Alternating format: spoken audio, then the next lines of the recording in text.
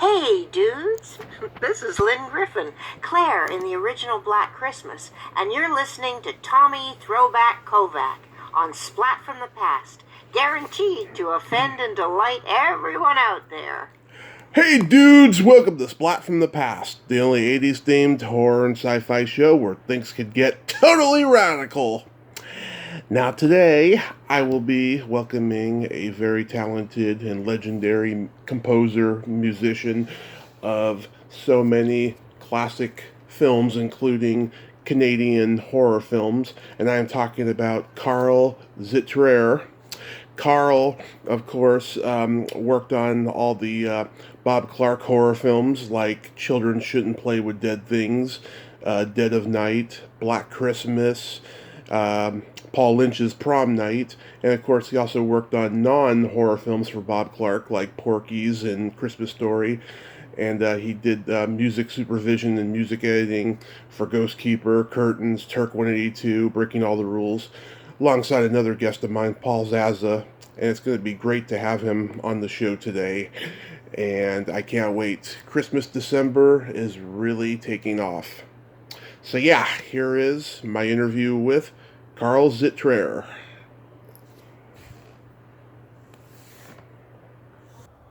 Right on time. Hey Carl, welcome to the show, sir. How are you today? I'm very well, thank you. Now, I have a question. Go right ahead. Are we live or are you editing? Pre-recorded, and I can't edit no more because our editing studio is terrible on YouTube. Okay. Then I'll try not to give you anything to edit. Yeah, I'd really appreciate it. Thank you so much. Not at all. This is a great honor. Thank you for taking the time today. Well, the honor is all mine because when people remember what I did, even though it was hundreds of years ago, Yeah. It makes me feel good, and I feel honored that, maybe I actually did something that somebody likes. You sure did, sir. You sure did. The honor is mine. Yeah. So, going back in time, at what age did you start gravitating toward music?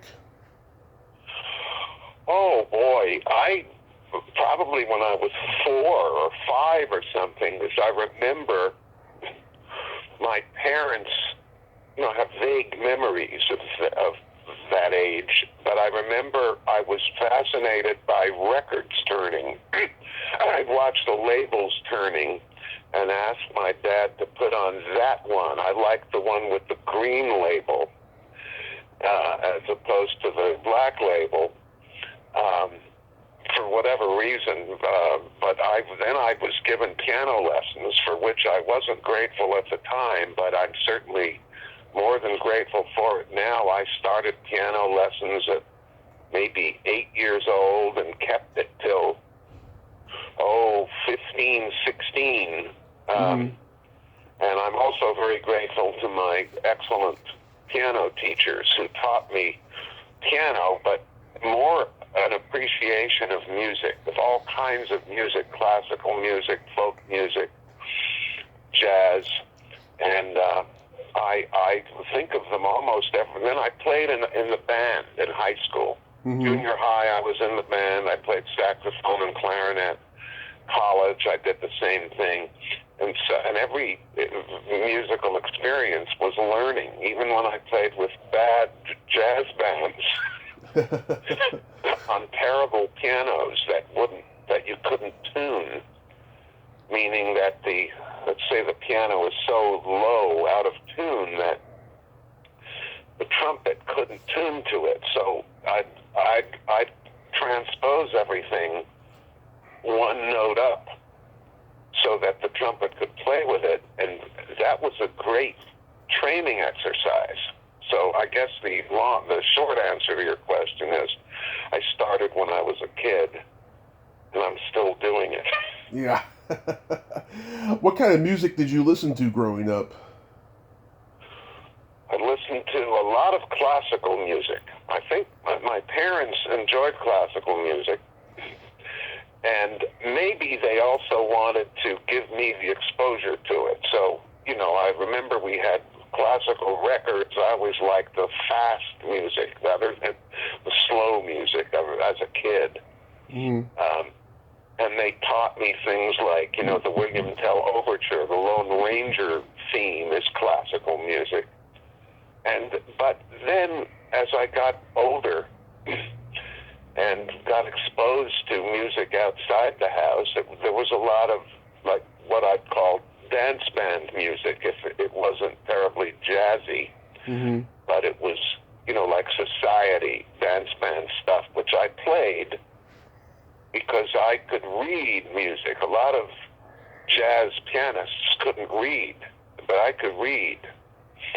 So I got called to play in this band and that band, high school dances, that sort of thing. When I got older, parties, bar mitzvahs, weddings, that sort of thing. And so I was exposed to initially classical music. That was my piano training. But then I went out into the world and heard everything. And I still love everything. I have a particular love for jazz of the 20s and 30s. Maybe that's because I was born 50 years too late. Where are you from originally? Well, I was born in New York, but we moved to Florida early in my life. Like I was 6 or 7 or something. We moved to Florida with the big migration. People did that because, the weather was bad up north and that sort of thing. And so it was Miami where I essentially grew up. And there was, of course, the strong Latin influence as Cuban musicians were coming from Havana and elsewhere in Cuba and changing the music of the city. And I was fortunate that when you grow up there, if you grew up there in that era and circulated around town, you would certainly pick up Spanish to some extent. And I picked it up pretty well because my family was French, and French and Spanish are sort of cousins. And so I was able to circulate in that Latin music scene pretty well.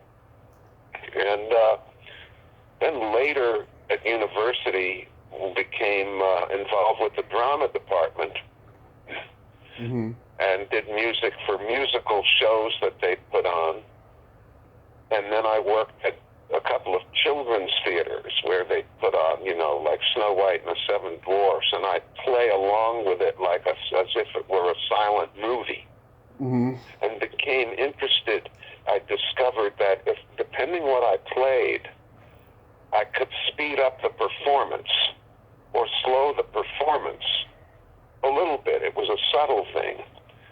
And I think that gave me some edge on movie music because I'm really accompanying visuals. It's when I'm sitting in front of the piano at the children's theater, I'm accompanying visuals.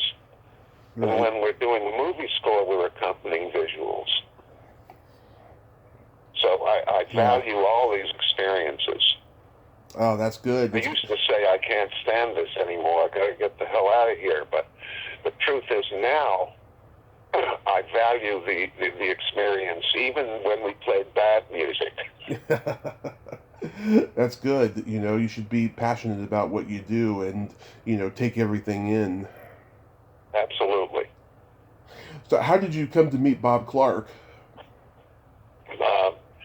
I believe, if I can remember, there were theaters around town, like little small theaters that would put on plays, like New York plays, but it's smaller venues.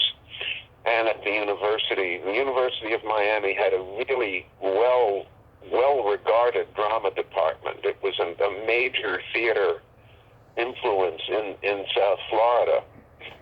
And Bob Clark was an actor in here and there, and I'd run into him in that show and this show, and hey, Bob, how are you? And then finally we started talking about movies, and he wanted to make a movie. I thought this was, this is a pipe dream. Nobody's going to make a movie. Yeah. But he did it.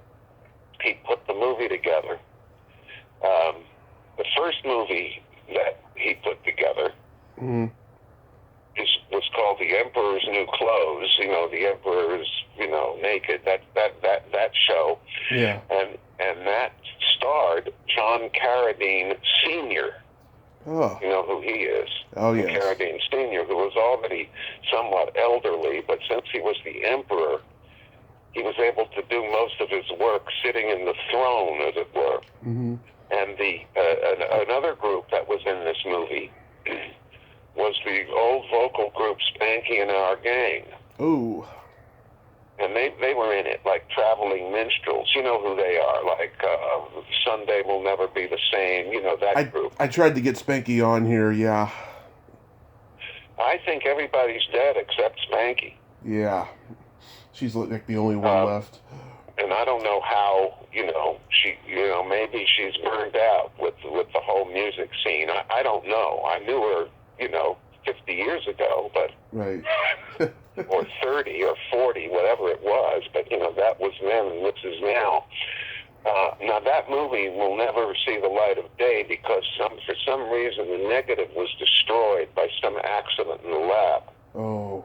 But it was our first, and how Bob put this together was interesting. There was a housing development being built like maybe 100 miles from Miami, in a new housing development where a house was a Swiss-looking chalet house. Another house was Greek with columns, and it was one of these different kinds of architecture in this housing development. And the deal was the owner of the thing, the promoter, he made everybody sign a pledge that they could have the house for $1,000 less. Mm-hmm. Less than what? You know, like who knows? If they would agree to allow the house to be used in a movie. Well, he didn't have any idea of making a movie, but this was a great sales pitch. But Bob got hold of this and convinced him to make a movie. So we shot the movie. And it was at Lehigh Acres was the name of the housing development. But this was my first on-set experience. I've never seen a movie shot or worked on. I had nothing to relate to, but there it was. I think Bob didn't know much more, except he wanted to do it. The next movie that actually worked was Children Shouldn't Play with Dead Things. Right.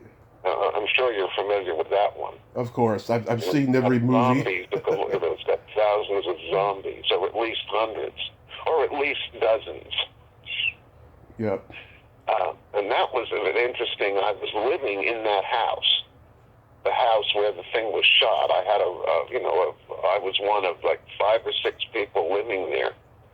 The guy that owned it rented rooms, and Bob came over and he said, "Oh my God, this is perfect.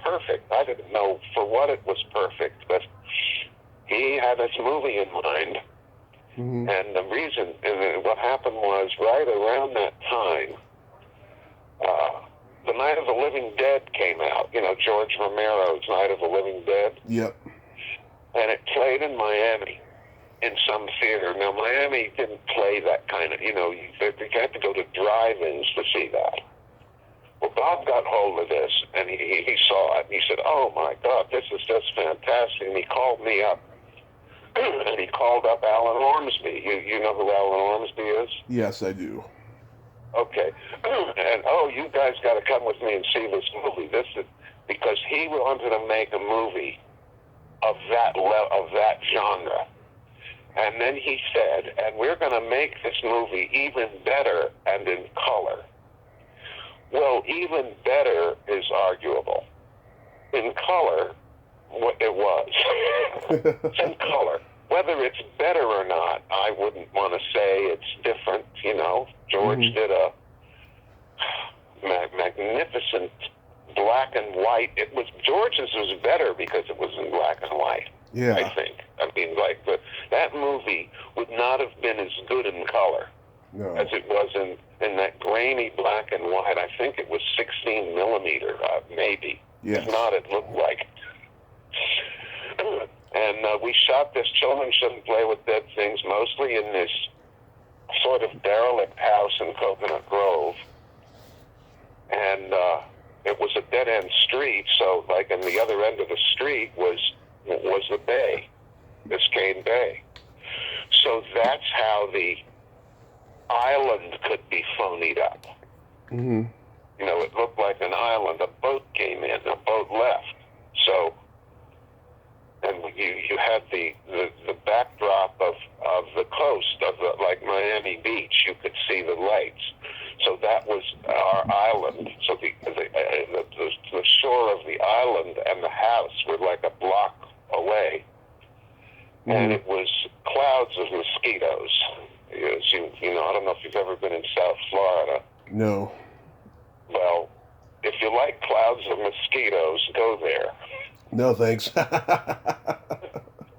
Well, you know, and it was very jungly. You know, it was like we were in a part where like the jungle was part of the atmosphere, and I forget what all these ghouls and extras got. I don't know what they got, you know, for doing it. But if it was $10 a day, it was a lot. Mm-hmm. And they were buried in like holes in the ground, and over the holes there was black tar paper and a little layer of dirt, so that they could pop up okay. You know, you couldn't really bury people. So, and then, but you know what? I felt sorry for them because, okay, guys, we're ready to shoot. Get in the holes. They grips pull the tar paper over them, throw some dirt on them. Oh, wait a minute, we can't shoot just a second. We've got to fix that light. We've got to do this. We've got to do that. So by the time they got ready to shoot, these poor guys and girls were in the hole for half an hour in the heat of South Florida.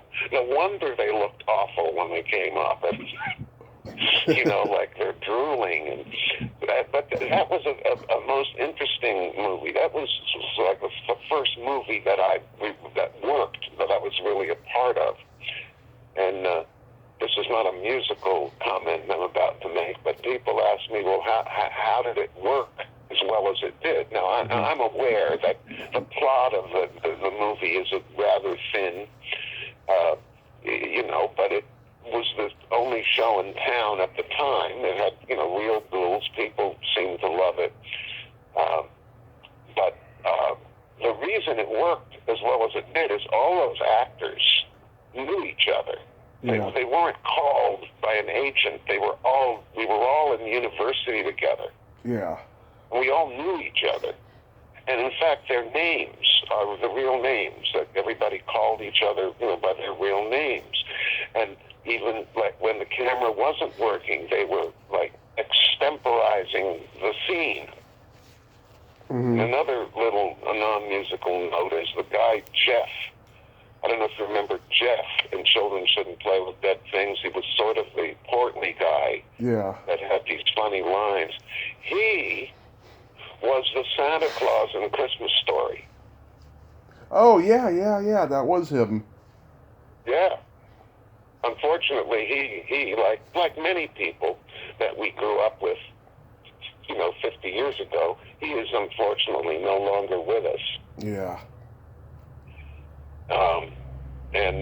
So what else can I tell you? I don't know if I actually answered your question or just succeeded in babbling for 10 minutes. Oh, you can talk all you want. I love stories.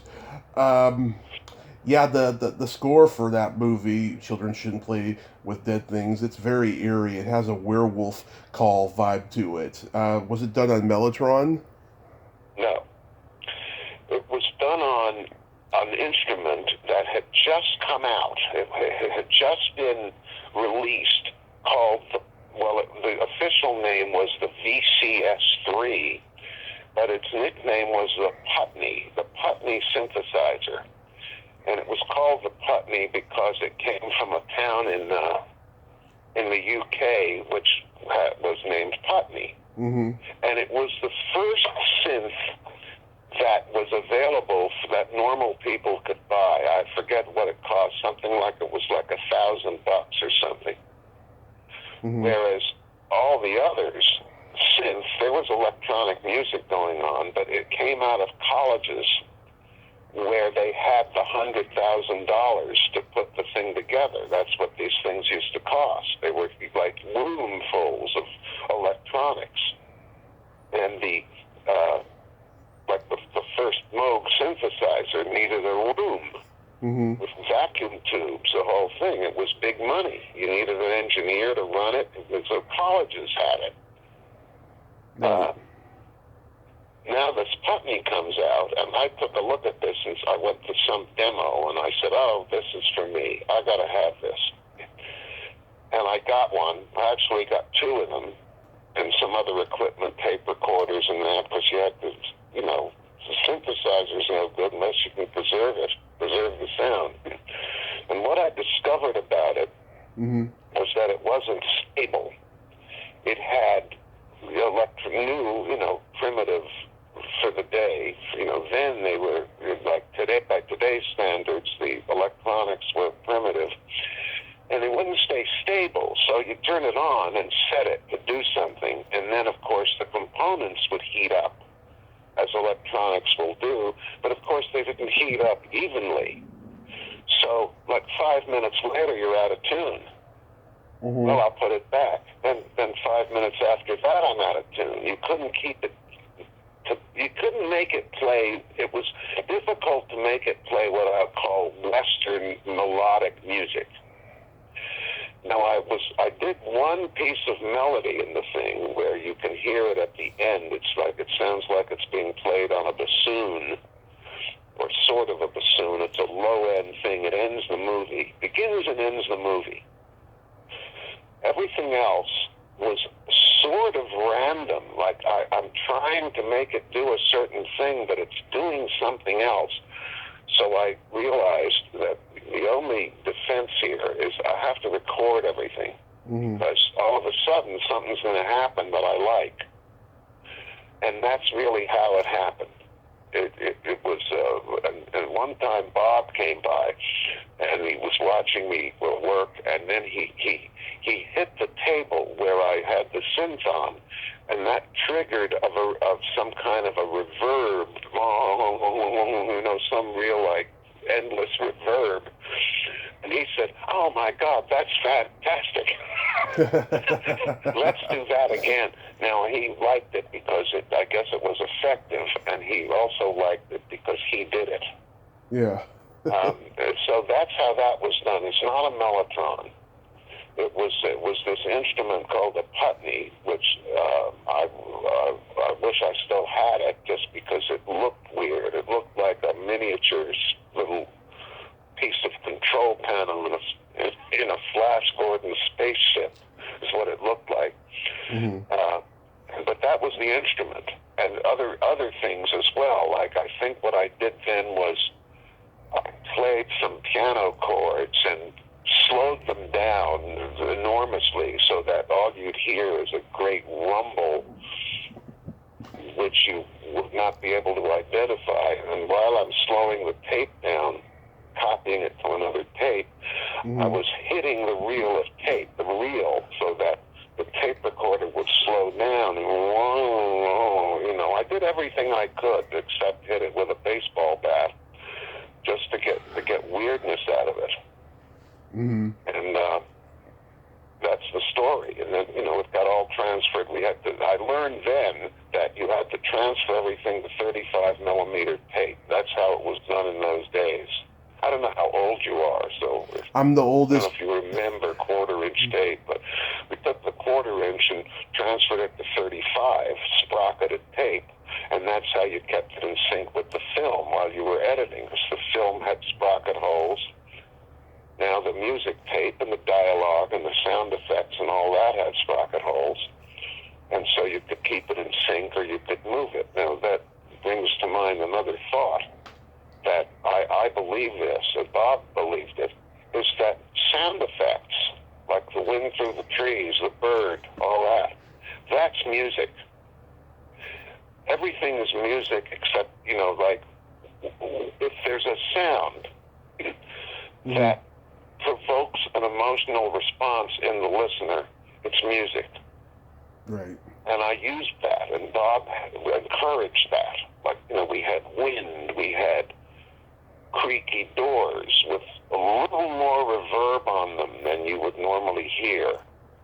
And all that is music, and that is why when I made the album, the CD, see, people say, well, I made a CD and an LP of Children Shouldn't Play with Dead Things, and when I was being asked to do it, it'll be easy. Well, I don't like anybody telling me how easy it's going to be. Yeah. It's probably, like what you do is easy, because I'm not doing it. That's why it's easy. You're doing it, and it might not be easy for you, but people, tend to say that. And it was, I can't remember quite why I introduced that thought, but it wasn't easy at the time, I have to say. We didn't, because nobody knew what we were doing, but it came out okay.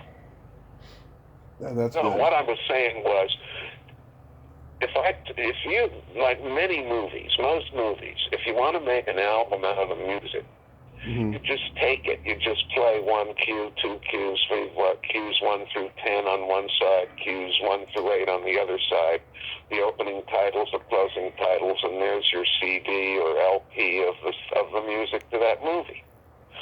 Well, with Children Shouldn't Play with Dead Things, that would absolutely not work, because certain things are long-held tones, atmospheres, that work in the movie. Right. But if you just hear them without watching anything, it won't mean anything. So that's why I had to really maneuver the sound from the movie to make it into. I made kind of a radio play out of it. I had dialogue. There's dialogue in there. And we've shortened things. Sometimes the actors are staring at each other over a period of like 35, 40 seconds on the screen. Well, you can't put that on an album. So you have to close that gap of dialogue by cutting that out. Now, as soon as you do that, you've lost some of the music. So this required a lot of electronic editing. And by the way, this thing is available. Nice.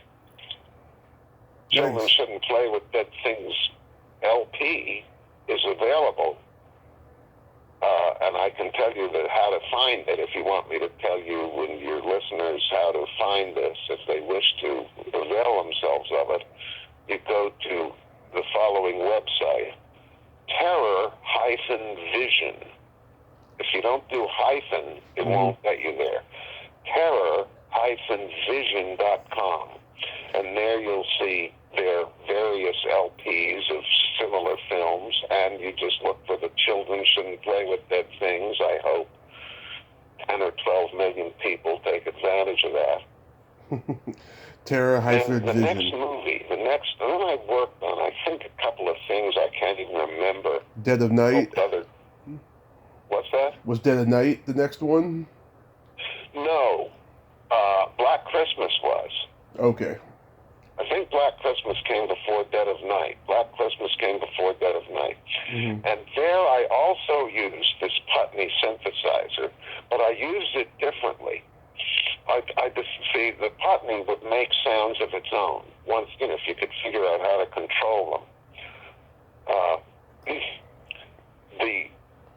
It would also, though, process sound, so I could put your voice through this thing and make it do all kinds of things. I mean, like you wouldn't recognize it as your voice, and we could really make it sound eerie, which is what we needed. So, of course, Black Christmas had this character, Billy, who we don't see. We don't know what he looks like. I mean, you sort of see his shadow here and there, but he's got, it's like his mind. We hear his mind speaking, which is license to use eeriness. And so it wasn't just his voice, which was mostly, well, there were two voices that were involved there. And one was a wonderful actor named Nick Mancuso. Right. Who you may know him for that work and other work, but a lot of the voices were Bob Clark. Mm-hmm. Because at the last minute, Bob was a very wonderful guy and a brilliant director, but he was also sort of the last-minute director. Mm-hmm. He'd get him at, we're mixing the movie, recording all the sound, dialogue, sound effects, dialogue, music. We're putting it all together. We're doing the thing. Finally, this takes a good 3 weeks to do. Finally, 2 days before it's done, at 5 o'clock in the evening, Bob says, "Hey, I've got an idea. Let's just go back to the beginning, because this is what we went through." I'm sort of complaining, but not really, because you try something and then you think, well, wait a minute, we could do that better. Yeah. And we had the freedom to do it better, since nobody was getting paid anyway. It didn't cost much more. So the children's, Black Christmas mm-hmm. was done with the Putney, but with other things, like I took a piano. I got this idea from, I don't know if you've ever heard of John Cage, a composer. Yes. He was a very strange individual, wrote very strange music. A big guy, published in major record labels, with classical would put him out. He did these things called prepared piano, some suites for prepared piano, and how he would prepare the piano. He was to take a grand piano and drop a load of nuts and bolts on the strings. And so when you're playing the thing, it's bouncing, the nuts and bolts are bouncing around, and ball bearings are all over the place. Oh, it's weirdness. Well, I didn't have a grand piano, I had an upright piano. So I took forks and spoons and screwdrivers and stuff and hung them in the piano. Mm-hmm. And so I sort of accomplished the same thing. John Cage invented it. All I did was execute his design, in a sense. He didn't use forks. I thought forks were easy because you could hang them easier than you could nuts and bolts. Mm-hmm. And recorded it, replayed it in different speeds through reverb chambers, backwards, cut it with razor blades, stuck it back together with tape, played it again, slowed it down, speeded it up, that sort of thing. And that's how Black Christmas Atmospheres came out. Yeah, I like that. Again, if people like it. I mean, after you're working on these movies, for at least in my case, I'm working on the music and the movie, and it takes months. I don't have any more perspective on it. I said, is somebody really going to pay any money to see this? Yeah. I'm really, not doing this well, I think. Oh my God, I've got to start again, which I did several times. But people like it. Yeah. And I'm, absolutely pleased. Now, that is also available on an LP. These LPs are beautiful works. They're double albums with lots of liner notes. Mm-hmm. And you can get the Black Christmas one at Waxwork Records. Not Waxworks, but waxworkrecords.com. And they have a whole load of other wonderful similar things. So if anybody is interested, there's where you go get them. Nice. And let me think, what else can I tell you? Then later, I know what else I can tell you. Later I became, not too long after Children, I moved to Toronto, Canada, mm-hmm. where there was a lot of film going on. It was a lot of documentary film from the National Film Board and other sources and CBC. But it was then when people were starting to make feature films because it really was encouraged, because all this talent of this the body of people who had worked at the film board and at CBC, like those two institutions in Canada turned out a lot of people that knew how to work on film, badly or well, that was, up to your particular judgment. But films were starting to be made there.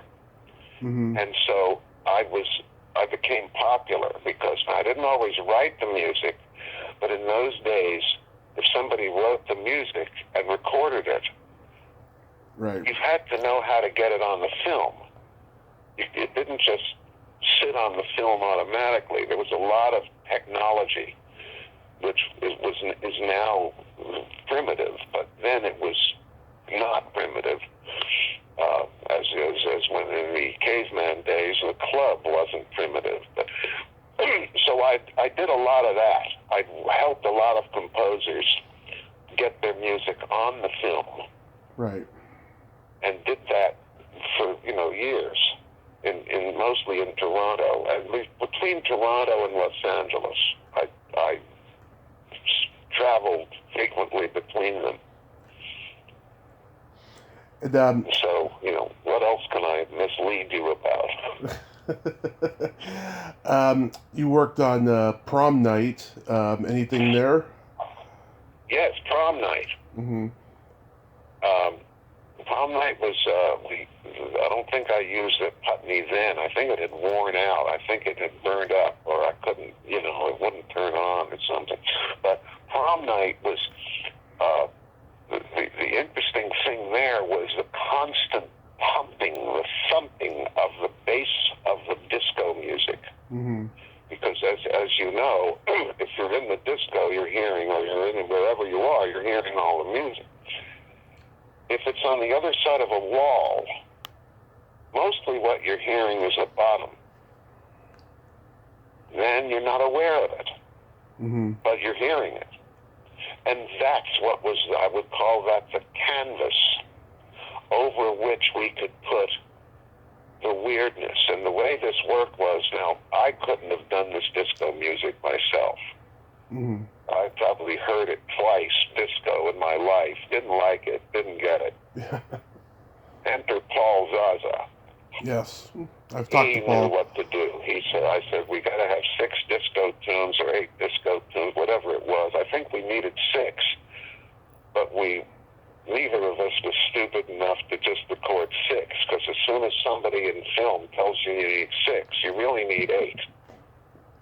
Well, how come you didn't tell me you needed 8? What difference does that make? You need it now. So we did 8, maybe more. He did them. He produced them, Mm-hmm. conducted them, and all that. And I edited it onto the film, and then put the weirdness on. The weirdness was sort of, if we could say, what did he do and what did I do? He did the disco, and I did the weirdness.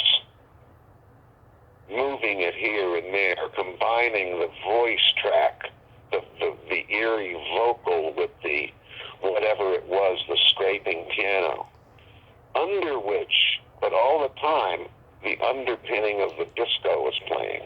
Mm-hmm. And I say that because people say, well, wasn't it annoying? I mean, how could you work with all that disco music playing all the time? Yeah. Well, the answer is because that was a gift from God, that disco music. Yeah. It has kind of an electric light orchestra feel to it with those swirling synthesizers. Right. Yes. I mean, by then, synths had become better. Right. You could buy a Prophet 5 or an M. What the hell was it? What was the big? A Korg M1. Mm-hmm. These things you could buy for, like you could buy 3 or 4 different kind of synths with keys on it that would stay stable. By then, things were starting to, like, the Putney was like the first light bulb, but now things have improved. Now, would we do it again if we got the call? I don't know. These are very intense. It's very, at least with me. Some people, I guess, could just toss it off as a regular job. With me, it was like really intense. Like when let's see, in Black Christmas, I remember, these girls were getting killed. Right. So, and I remember, like, the first one, that's not hard to do. But you need to you have to, as the killings happen through the movie, you got to give more on the third killing than you gave on the first one. And you have to tease it. Mm-hmm. Like, you can't just wait till somebody gets stabbed and then put a big clang of music over it. You have to tease it. When is it going to happen? You've got to get the audience sort of sucker punched. Yeah. Like, the way I explained it to somebody that asked is, you have sort of one hand and you're kind of flitting this hand around, like, right near somebody's eyes. And because they think you're going to hit him in the face, Mm-hmm. and then hit him in the gut with the other hand, or kick him. Because that's the shock. You need to tease a little bit, and then give you the money shot. If you just do the money shot, it won't have the effect as if you teased it. So by the time you get to the third or fourth killing, I got to pull out more tricks. And I remember I was working on this thing all night long. It happened to be Andrea Martin. Who, Yeah. She didn't get killed right away, but she was being stalked. Right.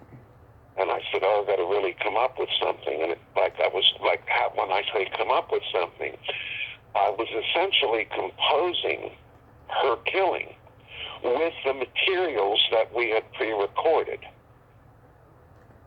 Mm-hmm. The Paul wasn't on that I had pre-recorded. I had lots of material this was eerie in that way, eerie in another way. This was a steady tone. This was like, it sounded like bells ringing from demons, different sounds. Yeah. And cutting them together was my form of composition. So when I'm working on Andrea, and it was then I finally did it. It was like all night long, and I'm half exhausted, and I never had much sleep the whole month anyway. And as I walked home, I ran into Andrea, who I had been watching on the film. In other words, I'm preparing her killing on the film. Yeah. And we knew each other, hello, how are you, kind of thing. And hi, Andrea. And she looked at me and she said, "Why are you looking at me like that?" I said, "Oh, sorry." But the real answer is, because I just killed you. And now here you are standing in front of me. And that was when I decided, I got to take a day off. Oh. So then you did Porky's? Yes, Porky's. Back to the mosquito clouds. Back to the clouds of mosquitoes in South Florida. Then they actually sprayed, over the set. The set there was actually right, next to the Everglades. I mean, the Everglades is a matter of degree. The deep Everglades, you couldn't go there because you would end up in the gator's tummy somewhere. But this was near enough to it that mosquitoes were such a problem that they used to, spray with a light plane, like a crop duster would fly over the set. I can't imagine the health benefits of that. Yeah. But yes, we did our Porky's, and it was another interesting experience. It was, Bob had an idea, and people said, "Oh my God, you can't do this, you can't put this out," and he just, Bob wasn't anybody to take. You couldn't discourage Bob from doing something Yeah. that he wanted to do. And that's a good thing, because that's why we have the movies we have. Mm-hmm. Exactly, like A Christmas Story. I mean, are you shocked at how that movie has sustained its popularity over time? Well, I'm sort of over the shock, but yes, we think a little movie. It wasn't. There's nothing. It wasn't traditional. It sort of made a little bit of fun of Christmas and showed it from another angle, like it was irreverent. And I thought, well, this people are going to be, some people will be put off at this, Mm-hmm. and maybe some people are, but most people aren't. And it's a wonderful, I think that people ask me, I've been asked before, why is this movie so successful? And I think the answer, tells me, the answer, I believe, is it's honest.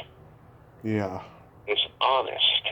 It doesn't talk down to you. It doesn't talk up to you. It doesn't preach the Christmas spirit, in quote marks. Mm-hmm. It doesn't tell you to love everybody. It doesn't preach peace on earth and goodwill towards men, except that it really does. Mm-hmm. But it doesn't do it. You don't know it's doing it to you. Exactly. It makes me, I'm Jewish, but it gives me, I watch this thing, and when Silent Night comes on at the end, I feel warm about it. Mm-hmm. I do And too. people love this movie. I've been approached at various these. We can't do them now, but I'm sure familiar with these, horror fests. And, Yep, sure am. Comic cons and all this. Can't do that now, but I've been at these things, and people will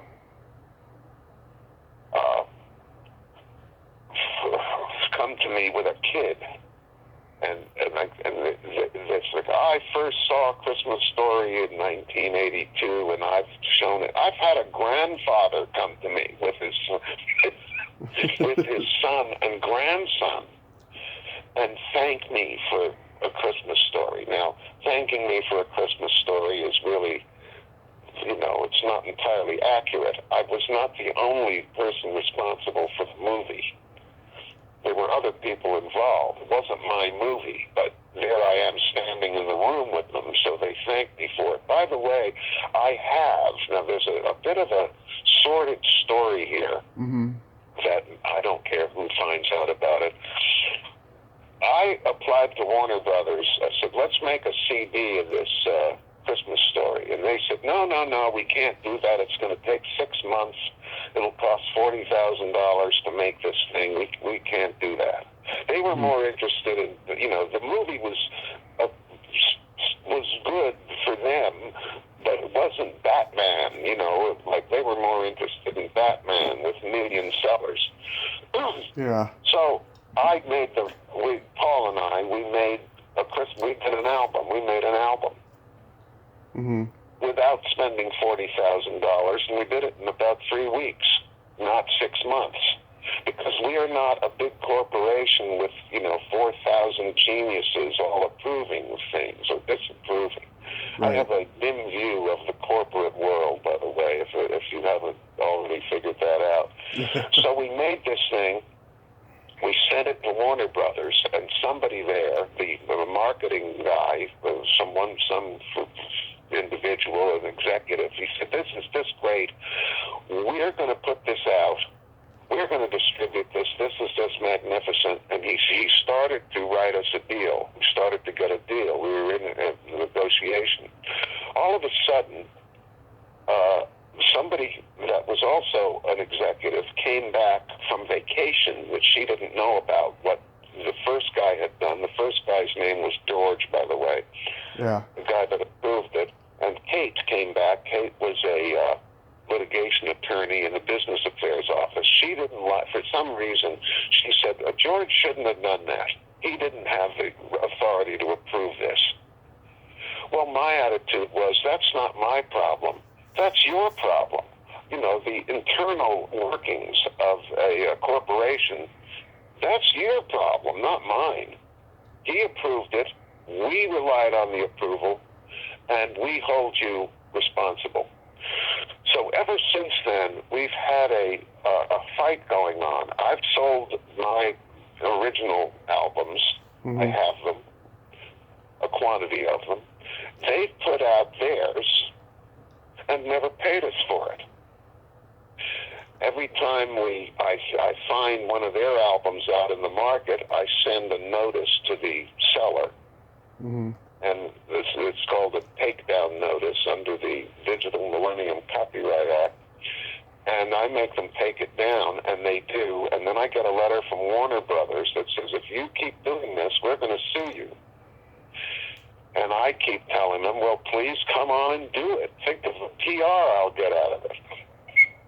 Come and sue me. But you don't have a case because I have all the correspondence. So what I'm saying is we're headed for kind of a legal controversy here, to which I very much look forward. But meanwhile, I have a quantity of albums, and if anybody wants any, I would be happy to provide them. Nice. I'll send you one. You have to give me your address. I'll send you, I'll send you a sample of what I've got in that department. Awesome.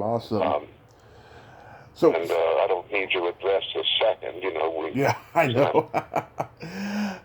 So, what are you doing these days during quarantine? Well, what am I doing? Well, first of all, the music editing business. Like when I put music on, other people's music on, what used to happen is HBO would produce a film. Right. They'd hire a composer to write them the score. By the time the composer delivered the score, HBO would change the movie.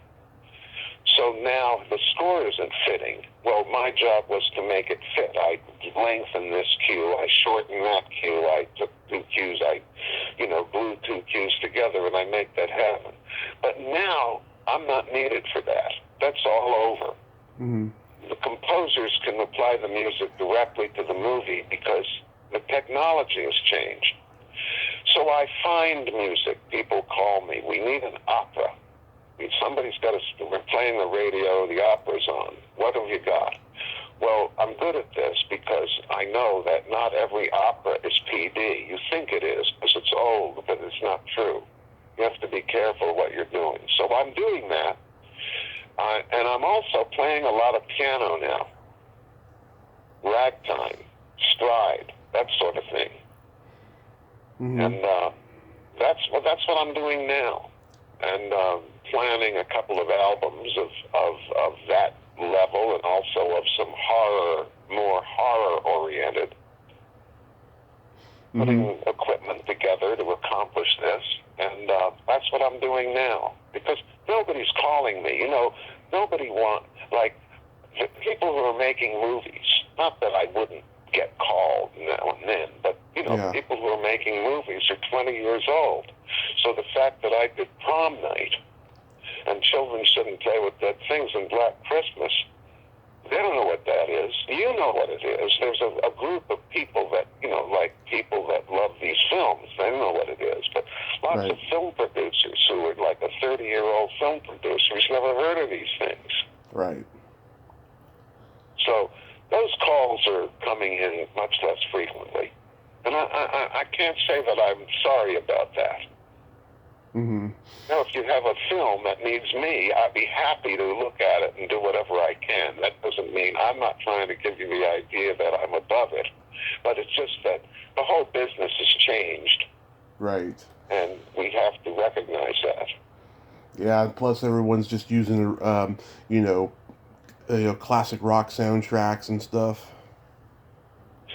Right. Well, what we've done with the Children album, I don't know if it's actually printed yet, but what we put on the liner notes, see, most of the time you'll get warnings on the backs of albums. You may not use this for any purpose. If you do this, we're going to come after you, and the hangman is going to wrap the noose around your neck, and this is going to be the end of you if you use this music without authorization. We've taken the other view, which is please use this music on anything you want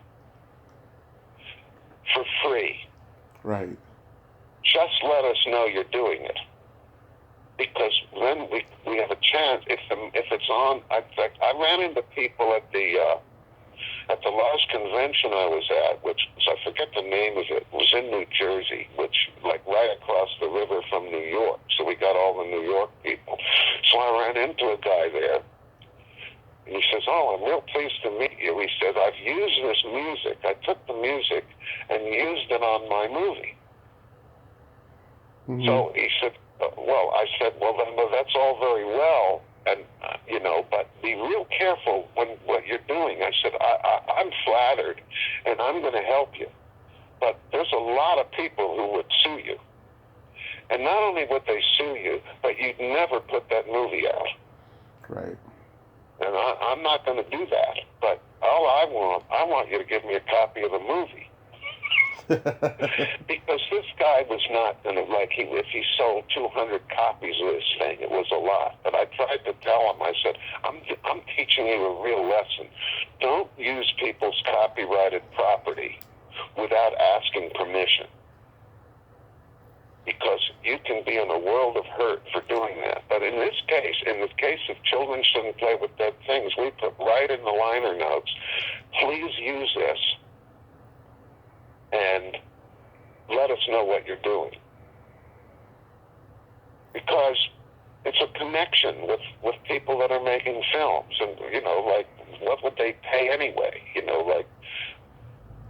$250 or something. So I'd rather have the music on Mm-hmm.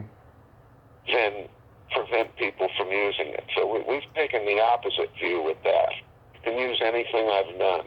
Just let me know you've done it. Mm-hmm. Now that doesn't mean if a studio or a big movie is putting out, a $60 million movie and they want to use a piece of our music Right. for free, no. No, but, if you're the right kind of person, you can do it. Mm-hmm. Have you ever thought about writing a book? I think about it all the time, but you have to actually sit down and write it. I've written certain parts. I've written excerpts, not of a book, but I've written attitudes. Now, I don't know if I can say this. Can I say bad words on this program? All you want, Carl. All you want. Well, here's a great story. Mm-hmm. So, at one point, Bob, there was this. You know the movie Our Man in Havana? I think so. Alec Guinness is in it. Burl Ives is in it. Yeah. In any case, it's a very old movie. Well, there's a character in the movie that is called. This movie was actually shot in Havana. Mm-hmm. And he's the vacuum cleaner salesman, and he has no dialogue in the movie. He keeps trying to offer girls to these American and British spies. Mm-hmm. And his name was Jose Prieto. And cut to a few years later, Jose Prieto was in Miami shooting a movie called Shanty Tramp, which was about this white girl that got involved with a black guy. This was the level of the thinking. I was not responsible for the thinking, but, it made the sensational, the white and black together. It means nothing now. But then, in Florida, Mm-hmm. it caused people to raise their eyebrows. So, Bob Clark is the AD for this movie. He became the assistant director. Somehow, he got this gig with Jose Prieto to be the assistant director. Mm-hmm. The immediate problem was that the entire crew was Cuban and didn't have much English. Bob didn't have any Spanish. So you can't be the AD to a movie without speaking the language of the crew. Right. And so he called me. He says, "How would you like a job?" Well, when Bob said, "How would you like a job?" you knew there was a catch to it. You didn't always know what the catch was until you got there. So because I could speak Spanish. Mm-hmm. So I got on the job. And it worked out okay. I could talk to the crew, and I'd tell Bob, this is what they need, and Bob would tell me, okay, tell the guy this. And so it ran. We ran it kind of like a team, Bob and I. He got it done. I did the translation. So at one point, something wasn't going well. And Bob said, he muttered to himself something like, "Fuck this." He didn't say fuck anybody. He didn't use it towards anybody. He just said, fuck this. Right. Well, at that point, for some reason, the cameraman, who was not possessed of English, heard this, and he thought Bob said, fuck you, to the cameraman. So the guy walked up to Bob, the cameraman named Remy, walked up to Bob, grabbed him by the lapels of his shirt, started shaking him. And Bob's a pretty big guy, and he was then, but Remy was tall and very pissed off. Yeah. You say to me, fuck you, I kill you. So Bob knew what was going on, and because he knew how ridiculous the whole thing was, he started laughing, which really pissed the guy off. I can imagine. So then Bob yells at me, Carl, come over here, tell him what's going on. So I'm trying to translate this and say, and I mean, my Spanish was adequate. It was like that I limped a little with it. I'm trying to say, listen, Remy, Bob didn't mean fuck you. So then he hears fuck you. Yeah. And then he gets pissed off at me. Meanwhile, Bob and I are both laughing. Finally, the director walked up, who was eloquent in both English and Spanish, and he diffused it. But it was very funny at the time. Yeah. And to everybody's credit, Bob and Remy finally shook hands and started laughing about it. I hope that story amuses people that have the misfortune of listening to me babble on, but you had to be there. What can I tell you? Yeah, one of those you had to be there stories. Well, Carl, I thank you so much for coming on today. This was really great, and I hope you have a Merry Christmas and a Happy New Year. Yes, and you too, and stay safe.